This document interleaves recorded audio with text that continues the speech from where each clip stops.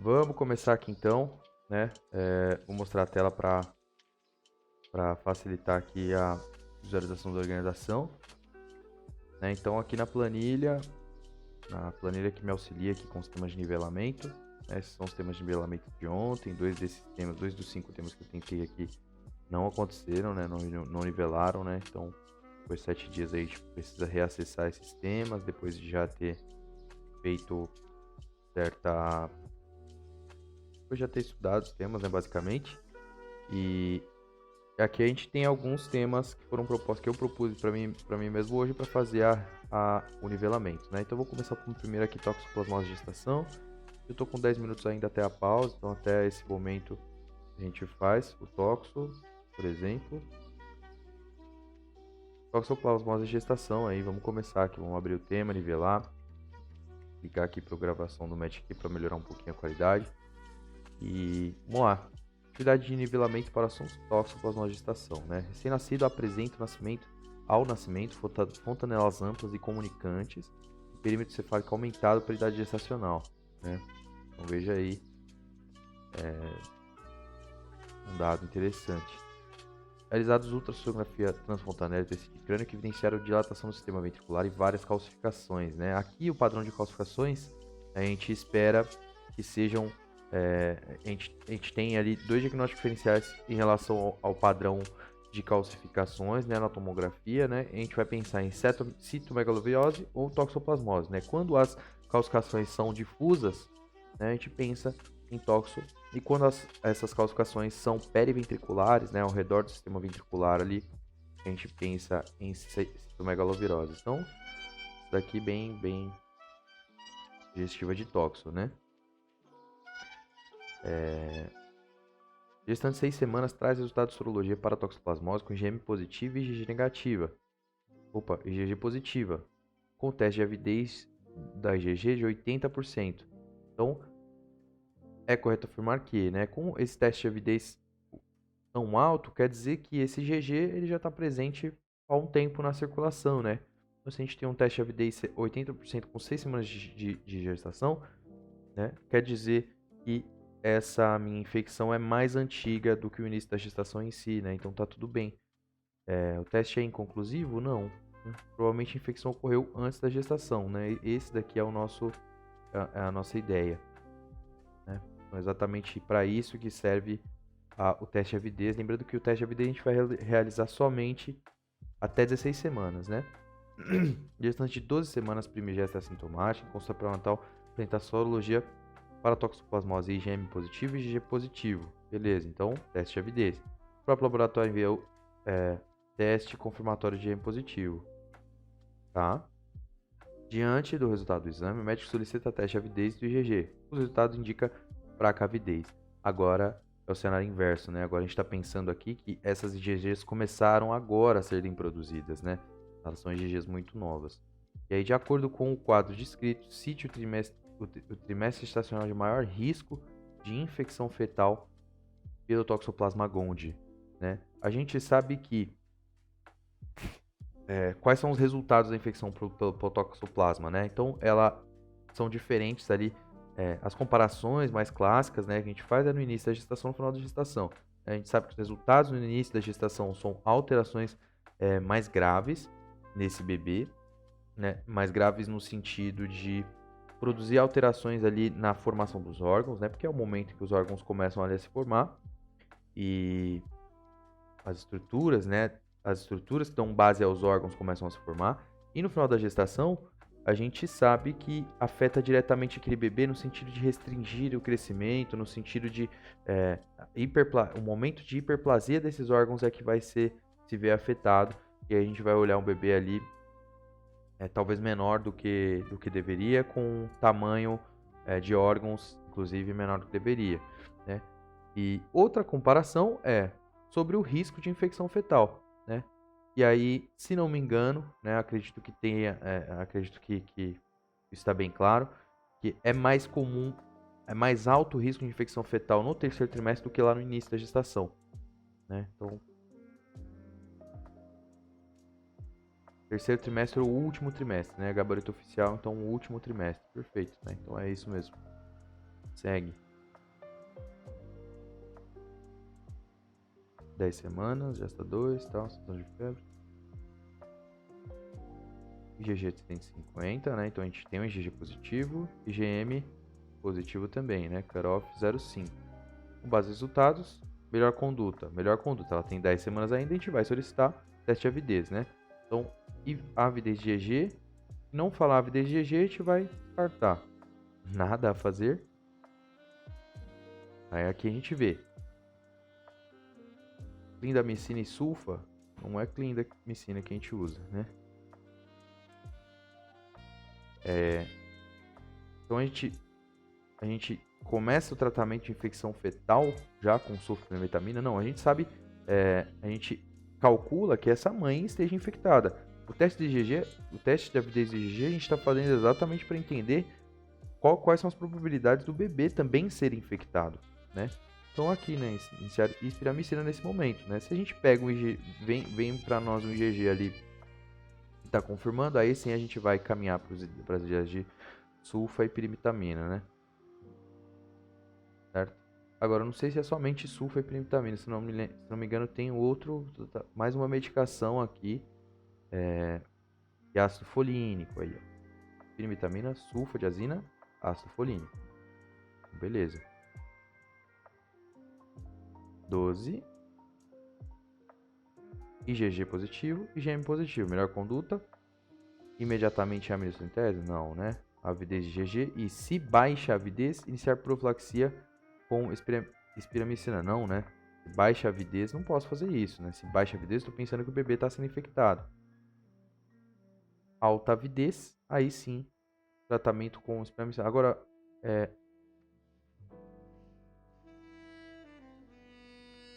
então, é só assim alta avidez e tal, né? A gente vai esperar até que saia o resultado desse exame. Fica. Opa, baixa avidez inicia com espiramicina. Na minha cabeça não era a questão desatualizada lá. 2020. Vou dar uma olhadinha aqui então. A alternativa B incorreta. Conduta para esse caso, de acordo com a nova atualização, iniciar a espiramicina e solicitar o teste de avidez GG, né? Se alta avidez, consideramos infecção prévia sem risco e sem necessidade de tratamento, né? É o que me ficaria mais claro aí também. Plasmose na gestação é transmitida ao feto pela via transplacentária na forma D. Opa, essa parte aqui eu também não conheço muito bem a relevância, né? Mas cisto.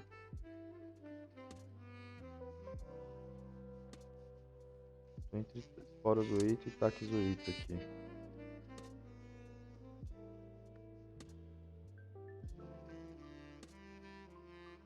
Dentro da célula sanguínea, taquizoito é o que adentra os órgãos, né? Eu vou em esporozoito. Aí ataca. Nossa, dá uma olhada. Só dar uma olhada aqui, que às vezes isso aqui me ensina bastante alguma coisa, né?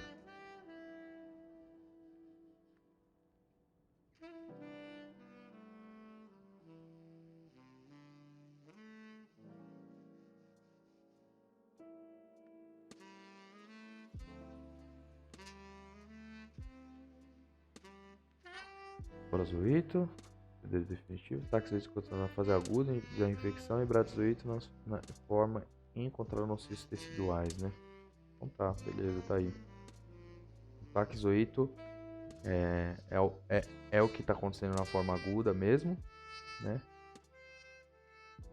O esporozoito a gente vê nas fezes do hospedeiro definitivo, segundo o comentário da nossa querida Isadora. Então tá beleza, de classificação média ali. Durante 12 semanas, tal, acho que parece que é o mesmo exame, né? Teste de avidez cujo resultado indica fraca avidez. Então, fraca avidez quer dizer que essa mamãe está infectada com grande chance de infecção para o bebê. De acordo com o quadro de Skeet, indique a conduta medicamentosa inicial. Então, de novo aquela ideia, né? De novo aquela ideia da questão, né? No momento de solicitar o teste de avidez, a gente já inicia a espiramicina. Essa avidez veio baixa, a gente vai ir para as ideias de tentar tratar o meu bebê. E aí eu já começo o sulfa, ácido folínico e primetamina. Se não me engano, isso é o que eu tenho em mente em relação a isso. Talvez a gente aprenda aqui alguma coisa com a questão. Não, na verdade, espramicina. Lembrando de acordo com cada infecção aguda, irá manter a espramicina até 16 semanas. A partir de 16 semanas, suspende a espramicina e inicia o esquema tríplice. Tá aí, né? Então fica... Com 18 semanas, ele irá realizar a amniocentese. Caso seja confirmada a infecção fetal, mantém o esquema tríplice até o parto, sem alternar com a espramicina. Caso a infecção fetal não seja confirmada, suspende o esquema tríplice e reintroduz a espramicina e fica tratando sua mãe. Né? Então é isso aí. Bateu... teoricamente aqui eu errei, né? Mas tem 12 semanas ainda, a gente vai fazer a espramicina ali para tentar diminuir as chances desse bebê ser infectado, né? 16 semanas, realizo a amniocentese. Não tenho como realizar a amniocentese, vou tratar como se o bebê tivesse infectado, né? Se não me engano é isso daqui. Mas tenho como fazer a amniocentese, vou tratar. E a amniocentese veio positiva, quer dizer que o bebê está infectado, a gente vai fazer aquele esquema tríplice com ácido folínico, primetamina e sulfadiazina. As manifestações clínicas da toxoplasmose adquirida, né? A neuropatia geralmente é bilateral simétrica, imunocompetente. E o cardioencefalite são apresentações exclusivas de imunossuprimidos. Bom. Não, hein? Acho que 2 aqui tá incorreta pra mim.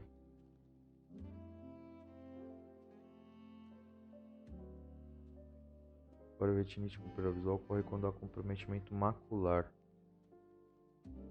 A mácula densa.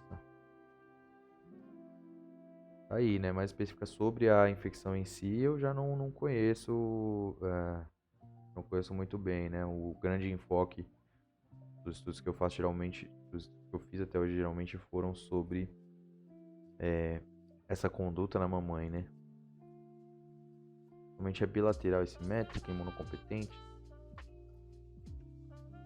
Eu acho que seja aqui sim, né? Então essa daqui eu vou considerar verdadeira. Então eu só posso marcar frase em A1. Exclusivos de imunossuprimidos. A 3 eu não gostaria de marcar não. A 2 na verdade. Eu vou aqui de 1 e 3. Perfeito, né? Beleza. E mais uma. 10ª semana. IgM-IgG positivas para tóxico. Pesquisa de altas taxas de alta avidez. Qual a conduta? Né? Opção de avidez.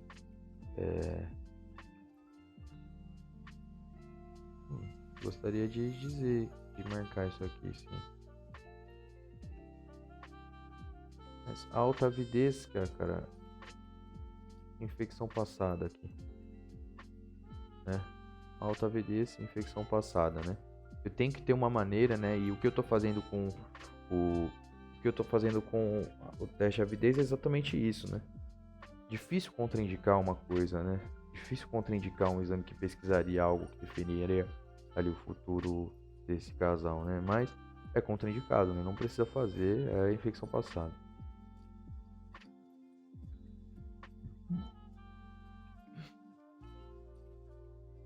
Tem grupos de vírus.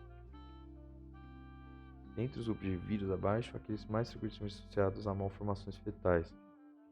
Então eu quero marcar algum que tenha citomegalo, né? Hepatite A, não.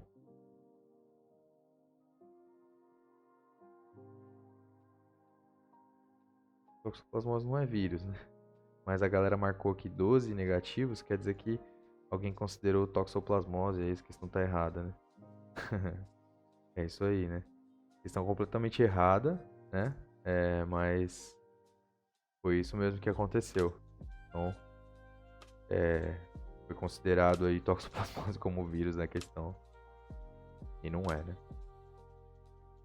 A gente volta aqui, né? Aqui estamos de novo aqui na nossa lista. E para retornar, né? Vamos de novo para a tela monitor aqui, a gente vê o próximo tema será doenças glomerulares, né? Então, doenças glomerulares.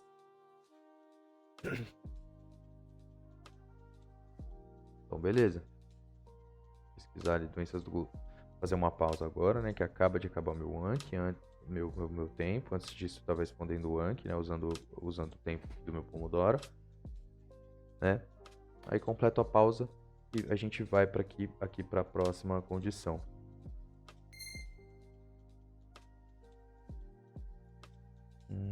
Aqui. Vamos voltar então, né? Só organizar aqui o timer do Anki, do Pomodoro. Então o próximo tema é doenças glomerulares. E vamos abrir aqui para nivelar, né? Isso é clínica, então eu vou colocar um timer para clínica e aí a gente começa, né? Então tá aí, discussão de doenças glomerulares, né? Geralmente tem textos bem grandes aqui mesmo, as questões de discussão de doenças glomerulares, né? Então é algo para a gente se acostumar. Homem de 45 anos de idade, previamente rígido, há 3 meses com edema progressivo, né, de 3 meses, já é uma coisa mais arrastada. Atualmente em membros inferiores, superiores e face, principalmente ao acordar, principalmente pela manhã. Então, esse inchaço se acumula à noite. Nos 3 últimos dias, relata dispneia aos esforços. Exame clínico bom estado, corado, hidratado, anictérico, acianótico, afebril, eupneico, edema periorbital bilateral. Frequência cardíaca 88, frequência respiratória 18, saturação 95, em ar ambiente, repouso, pressão arterial 118 por 82, não elevou a tensão arterial, né? E aí a gente já começa a pensar aqui num diagnóstico diferencial. Ausculta pulmonar com murmúrios vesiculares reduzidos em bases com estertores, né? Então MV diminuído com estertor, sem sinais de desconforto respiratório, edema de membros inferiores simétricos, duas cruzes de 4, compressível. Semiologia cardíaca abdominal sem alterações, né? Então a gente olhou lá para o coração dele para entender se essa sobrecarga, talvez de fluido, estava relacionada a uma má função cardíaca, mas não deu para perceber nada ali, semiologicamente falando. Realizados os seguintes exames complementares: hemoglobina de 13, leucócito 7.450, com diferencial sem alterações, plaqueta 228.000, creatinina 0,77, ureia 34, sódio 143, potássio 4,1, proteína total 5,8, albumina 2,3, relação proteína-creatinina urinária 6 gramas. Hemoglobina glicada 5,2. Sorologia para hepatite B, C, HIV, sífilis negativas. Fator antinúcleo C3, C4 e eletrofilores de proteína sem alterações, né? Então C3 não teve queda, C4 não teve queda. Colesterol total 256. E aqui já tem uma alteração, né? Já está um pouco mais alto. Triglicéridos 188, TSHT4 sem alterações. O próximo passo para investigação diagnóstica da causa de edema deste paciente será realizar, né? Então, o que está acontecendo aqui, né? O que tem com esse paciente? Um ecocardiograma transtorácico. A gente não tem nada na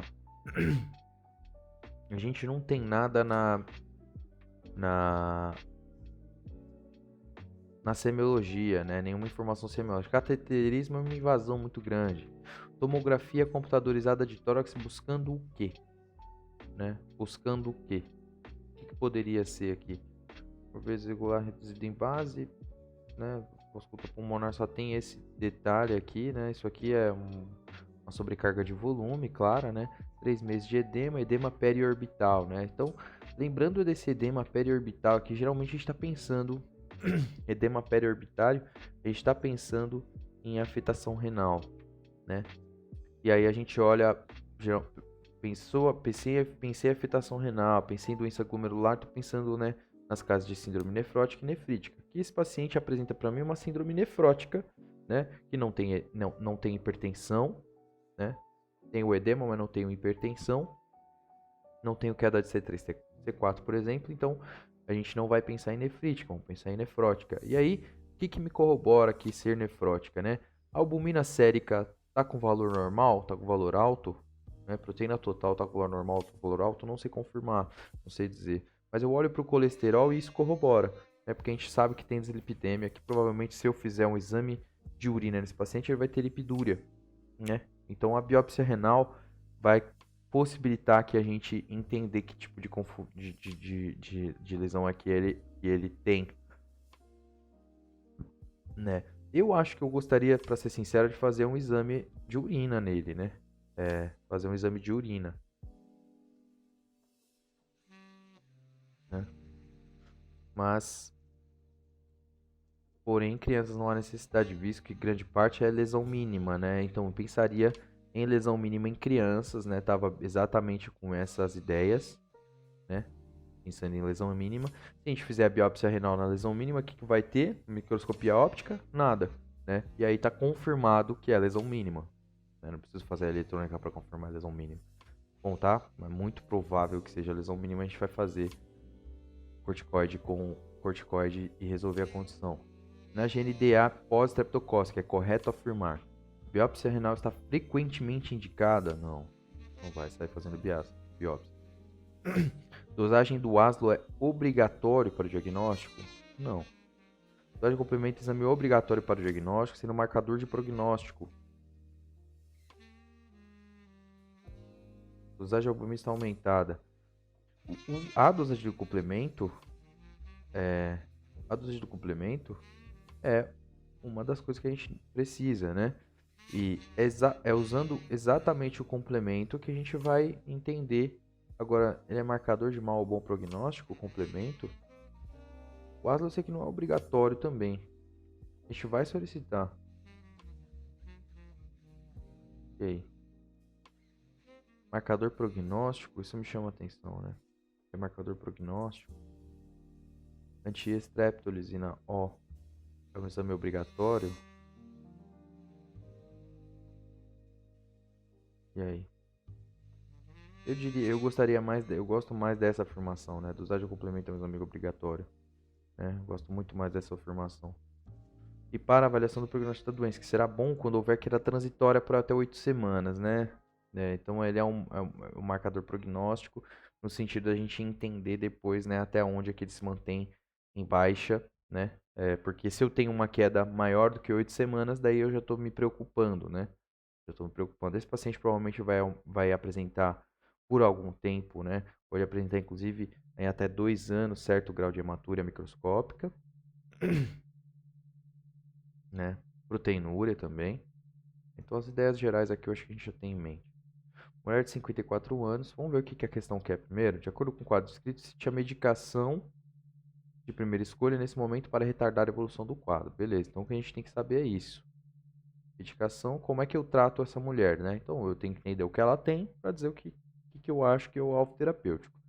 Mulher de 54 anos de idade da entrada na UPA com queixa de edema difuso há 2 meses, né? Então, síndrome nefrótica, que para mim anda mais nesse sentido aqui, né? De ser uma condição com maior arrastamento. Nega comorbidades uso de medicações. Ao exame encontra-se com edema periorbitário bilateral, daí, né? Hipocorada, frequência cardíaca de 80, PA 130 por 80, ausculta, cardiorrespiratória sem alterações. Nota-se hiperemia cutânea em mama esquerda, onde se palpa nódulo irregular, endurecido, cerca de 3, 4 centímetros indolor, lateral superior esquerdo. Nódulo irregular e endurecido. Chama atenção, né? O que que isso tem a ver com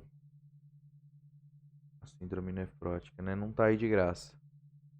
Abdômen semigloboso com uma C6 móvel presente, então tá, né? A gente tem aqui certo grau de ascite. Edema 3 cruzes em 4 também. Realizados exames laboratoriais com hemoglobina 11,5, leucócitos 5.800, normal, normal, normal, normal. Aqui, beirando o limite aqui, né? Potássio também tá andando para perto do limite, né? Porque isso aqui está diluído, né? Ela tem hipervolemia, isso aqui está diluído. Bom, ela tem tende a colecionar volume, isso aqui está diminuído. Colesterol total 320, né? Sempre aquela ideia ali, né? De que a gente está perdendo proteína, então o fígado fica trabalhando demais para tentar sintetizar proteína. E nesse processo a gente tem um aumento dos colesteróis, né? Glicemia de 90, sumário de urina com proteinúria, 3 cruzes em 3, né? E cilindros hialinos. Iniciado diurético de alça. De acordo com o quadro de Scricite, a medicação de primeira escolha nesse momento para retardar a evolução do quadro sindrômico. Retardar a evolução, né? Isso aqui, então,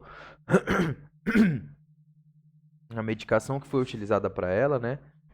Melhora o quadro sintomático, né? Melhora os sintomas, né? O que a gente usa para retardar, né? Eu não sei o que ela tem. Nódulo irregular endurecido, cerca de 3, 4 centímetros indolor, né? Então, o que eu acho, né? Ela tem uma lesão, neoplásica, né? Ela tem uma lesão neoplásica, o sistema imune dela está produzindo ali, tentando produzir defesa contra essa lesão neoplásica. Eu acho, é o que eu calculo que está acontecendo, né? Tentando produzir defesa contra essa lesão neoplásica. E a gente tem certas imunoglobulinas sendo produzidas, estão se depositando no meu rim, né?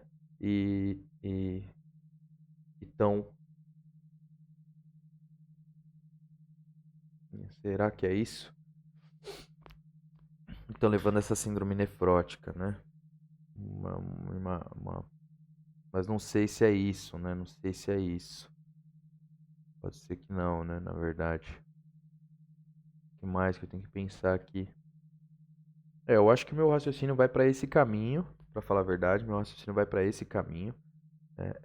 Eu acho que aqui se a gente poderia talvez usar um prednisona, desinflamação, mas não tem exatamente um quadro inflamatório, né?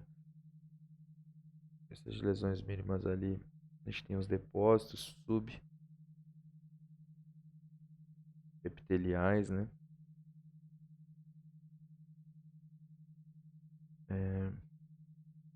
A gente pensa aí em Darmid, né?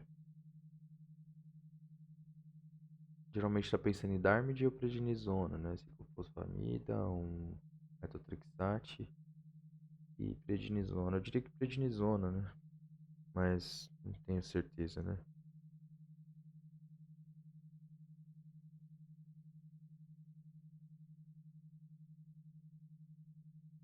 E Ecobra, nefropatia membranosa por causa do câncer de mama, né? E Ecobra reduz a pressão de filtração dos glomérulos sendo indicado para o tratamento, né? Não saberia dizer aqui, não saberia dizer aqui. Se não me engano, eu não andei para esse caminho aqui na última vez, né, de estudar as doenças glomerulares, né? Entrar mais ali na,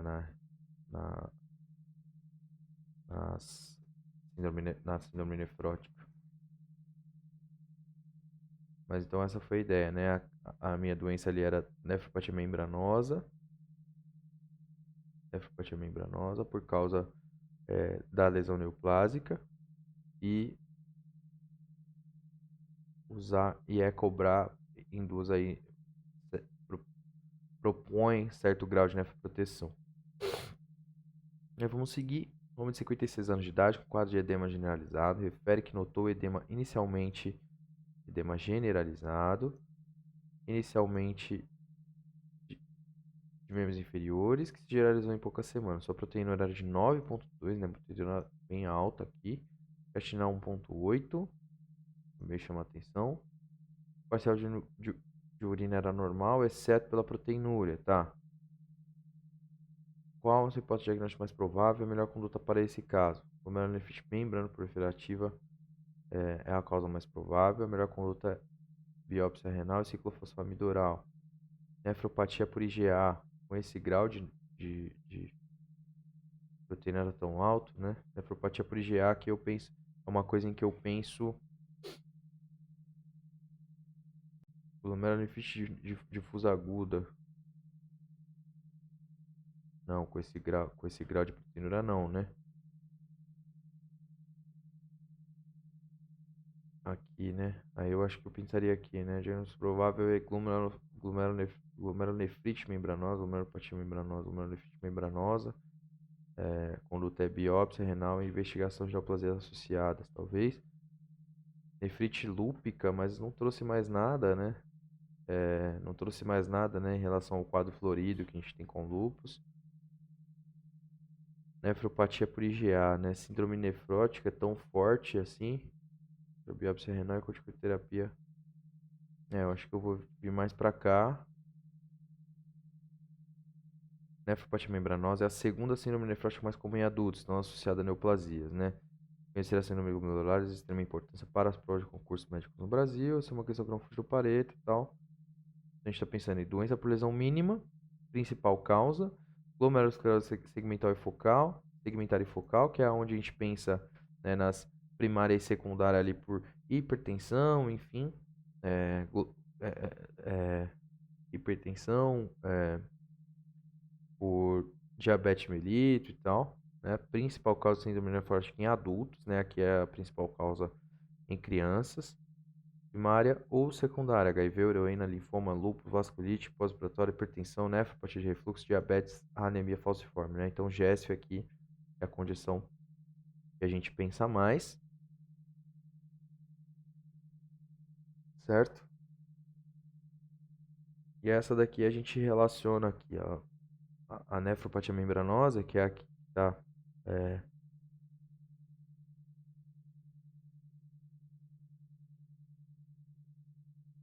né? É a que foi mencionada acima, que a gente pensa mais nisso. É, olha, difícil, mesmo que eu nivele esse tema aqui, tem bastante coisa a rever e estudar, né? Bastante coisa a rever e estudar, sobretudo em síndrome nefrótica. Então é a mesma questão que a gente viu da última vez aqui, só que agora está pedindo para mim qual que é o diagnóstico histopatológico mais provável para a síndrome e a doença de base associada à síndrome, né? Como a gente acabou de ver a questão, né? A gente sabe o diagnóstico histopatológico mais provável é glomerulopatia, glomerulonefrite membranosa, glomerulopatia membranosa, né? E a doença de base associada à síndrome é a neoplasia de mama esquerda. Nefropatia membranosa, glomerulonefrite membranosa, câncer de mama, neoplasia de mama, né? Tá aí, é isso aí. Uma paciente que apresentou diagnóstico lúpus com glomerulopatia vinha evoluindo sem atividade nos últimos 3 meses. Na última semana apresentou anasarca e hipertensão arterial. Os exames abaixo, quais podem confirmar a atividade da doença? PDRL, hemossedimentação elevada e FAM em altos títulos. Eu acho que o que a gente usa... então, que eu me lembre o que a gente usava, que eu me lembre, né, o que se usa para... Não, o que se usa para lúpus, né? O que se usa para artrite reumatoide, VHS e fator reumatoide, né? Então acho que não é uma sedimentação elevada aí. DNA positivo e queda dos níveis de C3. Aumento de C4 não tem lógica, né? Então acho que eu viria para cá, né? DNA positivo e queda de C3. Beleza, né? Lembrei bem vagamente ali. Não fiz tantos testes assim em relação a lúpus e lesão renal, né? No que concerne as glomerulopatias primárias, julgo item a seguir. A doença de lesão mínima, predomínio em crianças, manifesta tipicamente com síndrome nefrótica. Certo. É isso aí. O risco de trombose varia entre as causas de síndrome nefrótica. Sendo mais elevado nos pacientes com, né, risco de trombose, né? A gente sabe que há risco de trombose porque eu acabo perdendo muitos fatores anticoagulantes na urina, né? Acabo perdendo muitos fatores anticoagulantes, né? Mas ele é mais, esse risco de trombose é mais elevado nos pacientes com qual condição, né? Membrana proliferativa, mesangial, membranosa, nefropatia por IgA. Nefropatia por IgA eu vejo como uma condição mais branda, para ser sincero. GESF,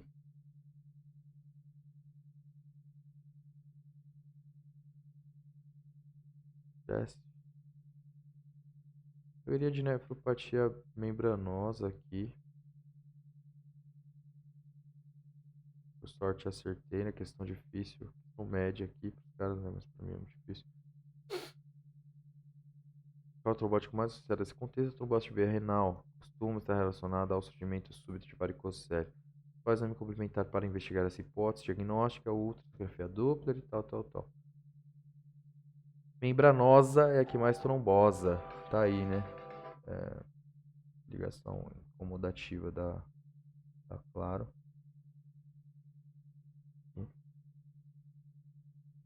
Vamos lá. Mais duas questões aqui.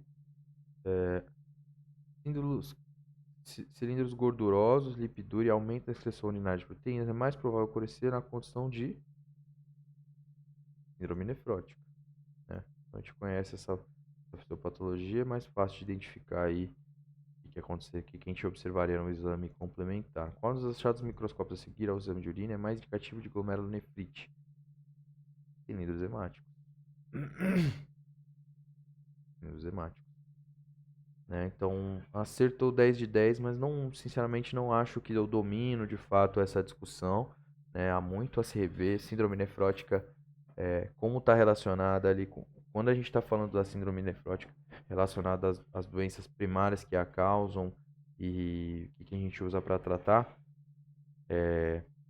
a discussão para mim, ao menos, é bastante complexa e como são diversas causas ali, tem um mundo para a gente pensar, é sempre interessante a gente revisar, né? Quando cair ali na revisão, no momento de fazer revisão por questões, com certeza eu vou usar bastante tempo para resolver as questões aí desse tema. E aí, próximo tema aqui, né? Então, doença glomerulosa foi. Próximo tema, doença do refluxo, né? Doença do refluxo parece uma condição simples, né? Mas e aí por isso faz tempo que a gente não estuda, faz tempo que não revisa e tal. Mas tem bastante coisa, né, sobre a doença do refluxo, né? Bastante coisa mais específica, como é uma parada mais estudada, né? Então vamos lá. Iniciamos aí doença do refluxo. E a respeito da doença do refluxo esofágico, da estenose péptica do esôfago distal, julgue o seguinte item. O exame radiológico contrastado do esôfago não evidencia estenose péptica do esôfago distal. Bom. Exame radiológico contrastado. Eu tô vendo a foto do contraste lá dentro. Se eu tiver estenose do tubo, eu vou ver, né? Então tá errado. Eu vou ver essa estenose ali usando o contraste. Paciente de 46 anos, sexo masculino, procurou otorrino devido à queixa de rouquidão matutina, odinofagia, tosse seca, principalmente à noite, né? Essas são as queixas básicas dele aqui. O médico realizou a nasofibrolaringoscopia com achados que acreditou estarem relacionados à doença do refluxo. Encaminhou ao ambulatório de cirurgia geral para avaliação. O paciente nega a regurgitação, perda do apetite e hiporexia. Ele está comendo, nega a regurgitação, né? Provavelmente os sintomas pesquisados foram esses.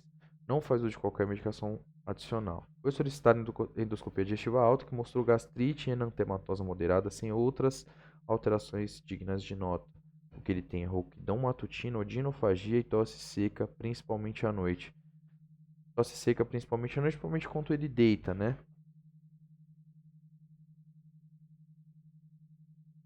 Não é isso? E aí, sobre o caso, assinale a conduta. Rouquidão matutina também, né? O cara passa a noite. Se a gente está pensando nas ideias de doença do refluxo gastroesofágico, o cara passa a noite o cara passa a noite toda com refluxo, né? Vai voltando ali para a região da traqueia, né? Das cordas vocais, e aí ele acorda, né? Com essa região irritada pelos conteúdos de refluxo e tem a rouquidão.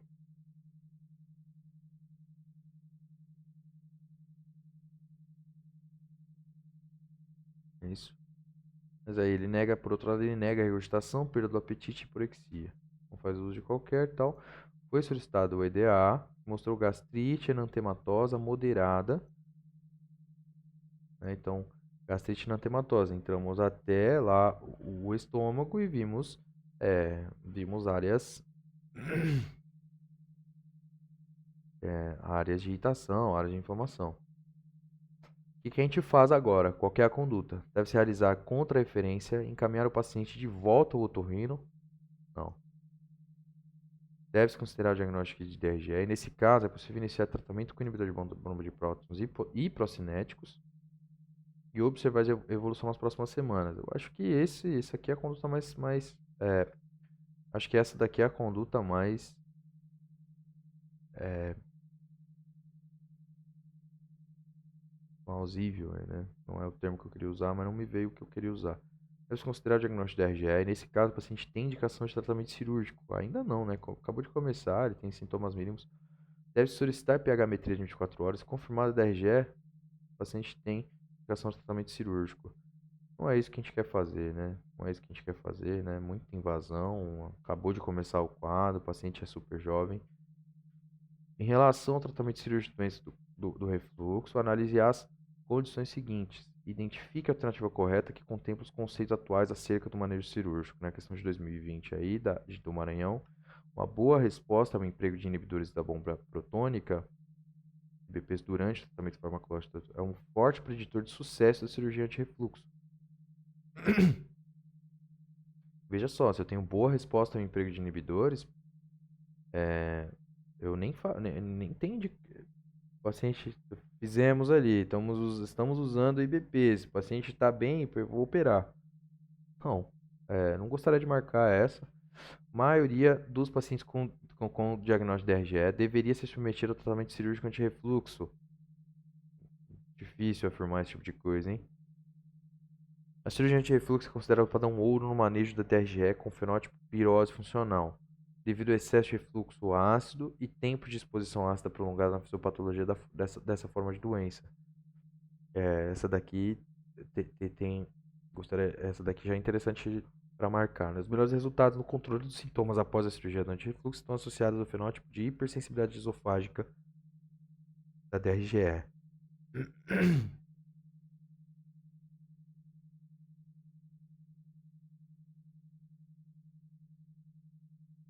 Fenótipo pirose funcional devido ao excesso de refluxo ácido e tempo de exposição ácida prolongado na fisiopatologia dessa forma de doença.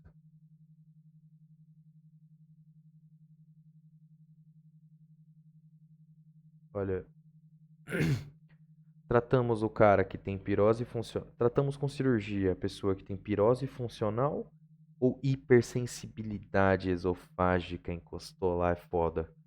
Ah, eu acho que essa daqui. E tá errado. E tá errado, né? Tá aí, né? Questão de dificuldade média. Boa resposta ao uso de BPs durante o tratamento de RGE é um forte preditor de sucesso na cirurgia anti-refluxo. Melhores resultados após a cirurgia estão associados a pacientes com indicações corretas para a cirurgia e não fenótipo de tal coisa, né? E aqui a gente tem as indicações para a cirurgia. Fatalidade de tratamento clínico, alternativa à terapia de manutenção com IBP, RGE no jovem, menor de 40 anos, baixo risco cirúrgico, RGE complicada estruturalmente, paciente que não aceita a medicação, sintomas extraesofágicos, tosse crônica, laríngite, asma e tal. Lembre-se que a cirurgia antifluxo não é o tratamento para esôfago de Barrett com displasia de alto grau ou adenocarcinoma. A cirurgia antifluxo pode ser indicada nos casos de Barrett sem displasia ou com displasia de baixo grau, a fim de evitar a progressão da doença. Aí, né? Gabarito equivocado ao meu ver, visto que para indicar cirurgia deve-se ter um paciente que não responde ao uso de BP, ou seja, refratário ao tratamento. Outras duas indicações são alternativa ao uso crônico de BP ou complicações com estenose PC do mesmo jeito.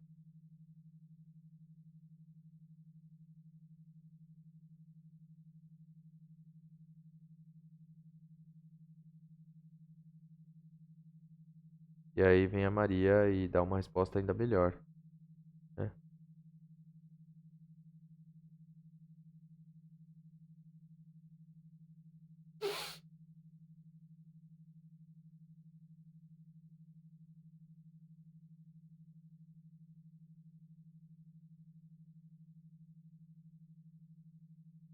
aí, né, Maria?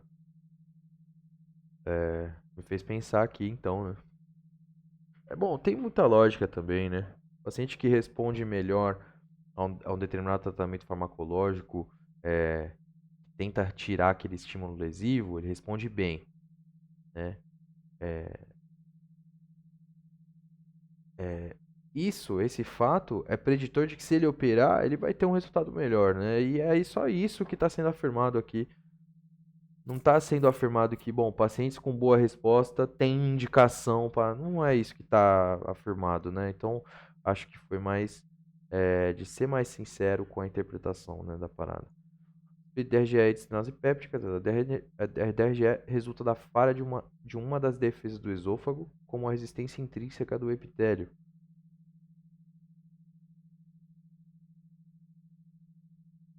Ah, não é isso, né? Falha de uma das defesas do esôfago, o esfíncter esofageano inferior é uma defesa do esôfago? É só um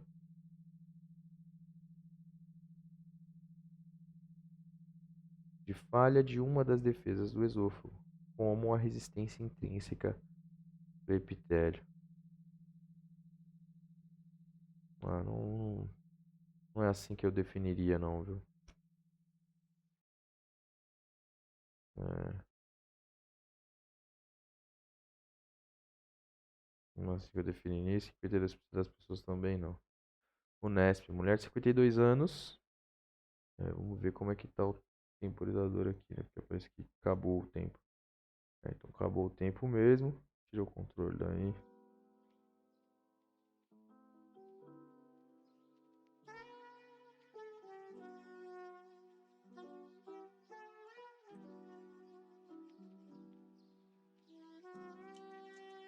Acabou o tempo mesmo, vamos tentar resolver só essa daqui. Mulher de 52 anos apresenta queimação retroesternal e regurgitação há 5 anos. Inicialmente cerca de 3 vezes a semana e há 1 ano diariamente. Pode encadear dominus após a alimentação ou quando fica estressada, melhora com os de antiácidos, os quais utiliza sob demanda desde os sintomas. Tá. Então ela não faz tratamento para a condição que a gente sabe que ela tá vendo que ela tem. Trata rouquidão recorrente há mais de 10 anos. Tabagismo ativo, também é fumante, né? Exame físico em MC de 30, sem mais alterações. Além de orientações dietéticas e comportamentais, a conduta inicial é prescrever inibidor de prótons. E como ela tem aqui esse sintoma atípico, rouquidão recorrente e tal, fica indicado para nós aqui uma endoscopia digestiva alta. Será que é isso? Eu acho que é isso. É um sintoma atípico, um sintoma que incomoda, um sintoma que tem que fazer a gente pensar em dar uma olhada. Sinal de alarme, né? Sinal de alarme, é isso.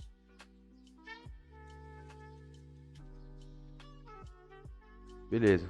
Vamos fazer a pausa aqui, daqui a pouco a gente continua e finaliza, né? Faltam 5 questões. Eu vou respeitar aqui os tempos de pausa aqui, porque facilita bastante aqui o meu estudo. A gente finaliza essas 5 questões aí, 48 minutos, depois grava outro vídeo. Foi o controle.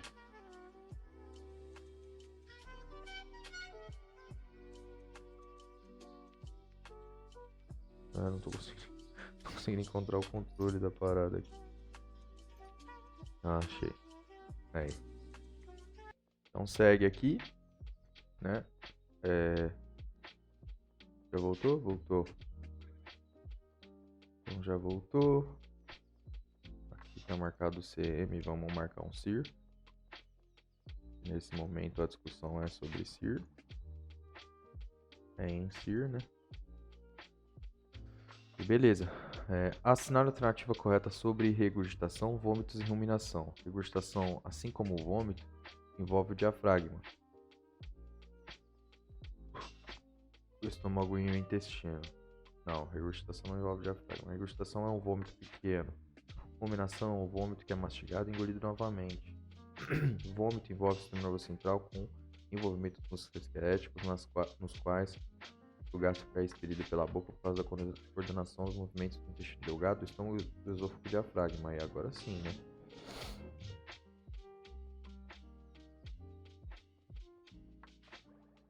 paciente com queixas, tanto que a gente utiliza lá, por exemplo, a metoclopramida e ela atua sobre os receptores D2, né, lá no sistema nervoso central. Dopamina. Enfim. Pacientes com queixas sugestivas de doença de refluxo gastroesofágico é tratado de forma empírica com inibidor da bomba de próton. Submetido a endoscopia digestiva alta, o resultado foi normal. Nessa circunstância, a conduta a ser tomada é manter o tratamento instituído empiricamente, realizar pH-metria, esofagografia, manometria, tratamento substituído e repetir o exame endoscópico após 3 meses. Funcionou, deixa. Não põe a mão. Já era, está diagnosticado. Doença fuga de Barrett costuma ser diagnosticada em pessoas que sofrem com doença do refluxo gastroesofágico. Por muito tempo, entretanto, persiste a dúvida sobre o tratamento cirúrgico. Sobre essa patologia, marca a alternativa errada. O tratamento do Barrett limita a progressão e promove regressão, prevenindo assim o desenvolvimento do adenocarcinoma. Certa. O cirurgia de refluxo deve ser considerado de forma obrigatória, pois é uma medida antineoplásica. É uma medida antineoplásica?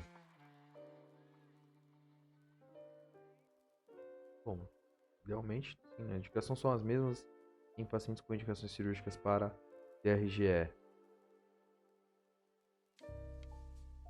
As indicações para o tratamento do esôfago de Barrett são as mesmas que em pacientes com indicações cirúrgicas para DRGE. Acho que não, hein? Acho que está errado. Indicações da cirurgia do refluxo tem maior prevalência independente do tratamento clínico.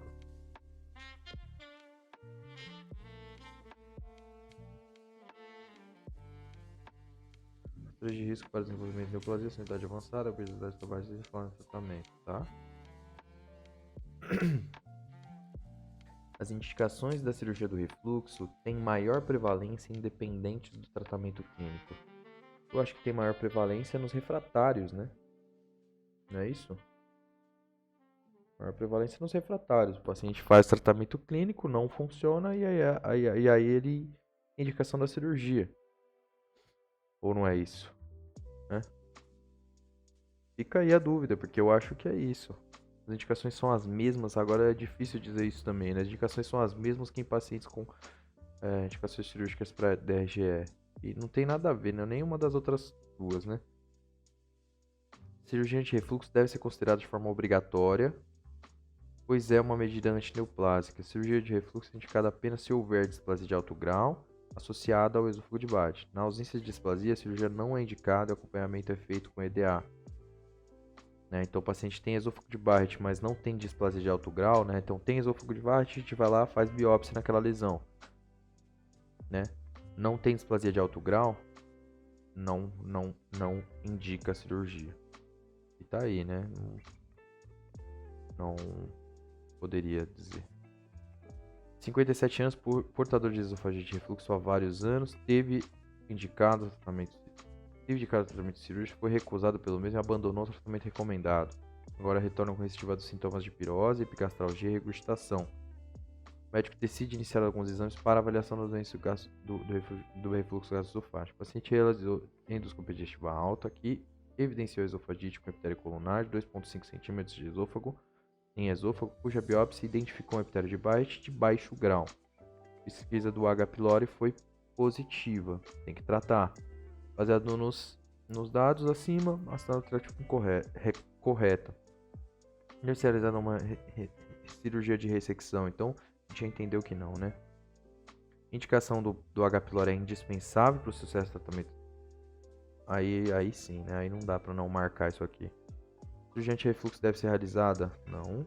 Cirurgia de refluxo? Não. Deve ser mantido o tratamento clínico com inibidor de bomba de próton até o desaparecimento. Depois reavaliar? Não. Então essa daqui é difícil. Ah, para.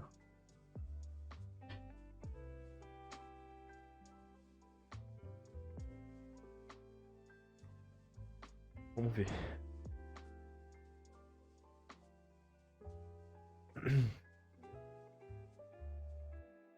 Olha. Tratar o H. pylori não influencia na DRGE. Vocês mostraram que o fato da bactéria criar um meio básico ao seu redor, que é indispensável para os sobreviventes, parece até funcionar como fator de proteção para o DRGE. Tá aí. Qual o erro na B? Então, o erro na B é isso mesmo que a Luana comentou, né? Aparentemente. E a D, cirurgia de refluxo pode impedir a progressão do epitélio de Barrett para a neoplasia. Né? Qual o erro na D, né? Qual o erro nessa daqui, né? Pode impedir. Qual é o erro nessa daqui, né? Não tem erro nenhum nessa afirmação, né? Tá aí, né? Já erramos 4 aí. Mulher de 45 anos, que é MC 28 de 28, refere queixa de pirose e melhora após tratamento com 40 mg de omeprazol ao dia. No entanto, mantém queixa importante de regurgitação e crise de tosse frequente. Endoscopia digestiva alta mostra esofagite leve e hérnia de hiato por deslizamento de 3 cm. Radiografia contrastada do esôfago, estômago e do duodeno mostra hérnia de hiato por deslizamento de 4 centímetros de extensão, sinal alternativa correta, hiatoplastia com fundo, plicatura, uma conduta adequada. Como o paciente apresentou boa resposta ao omeprazol, não deve ser aventado tratamento cirúrgico.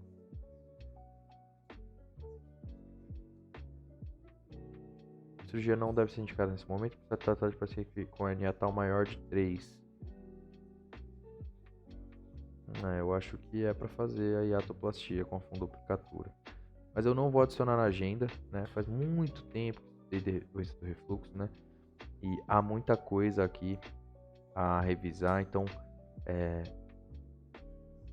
a gente vai lá para marcar a cirurgia do refluxo, né, nos estudos.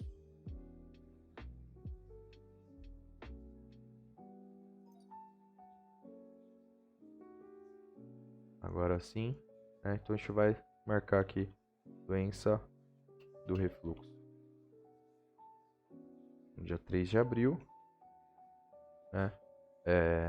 Para vir aqui e